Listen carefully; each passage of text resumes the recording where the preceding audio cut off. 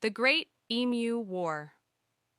The Great Emu War took place in late 1932 when emus began migrating to Western Australia after their breeding season. Farmers were struggling with the influx of these large birds, which could grow up to 6 feet tall and were known for their ability to destroy crops.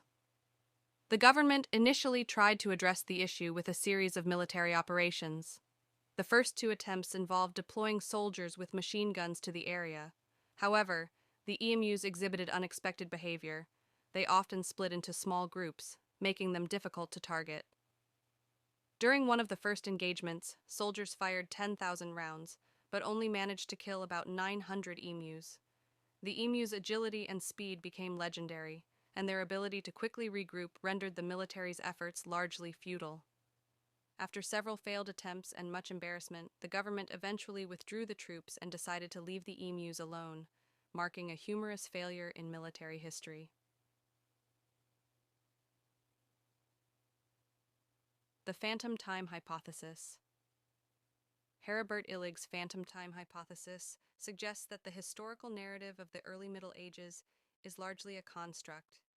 He posits that the period between 614 and 911 AD was invented or misdated, and he claims that this was orchestrated by Otto III and Pope Sylvester II, who sought to legitimize their reign by creating a false historical context. Illig argues that there is a lack of contemporary documentation from this period, and that artifacts and historical records appear to be misdated. His claims have been met with skepticism from historians who point to numerous archaeological findings and established records that contradict his theory. Nevertheless, the idea has gained a following in some conspiracy circles, captivating those interested in historical revisionism. Operation Paul Bunyan. Operation Paul Bunyan was launched in the wake of the Korean War's tensions, and specifically in response to the violent incident involving Captain Boniface. The U.S. military's decision to remove the tree was both practical and symbolic, reflecting the heightened stakes in the DMZ.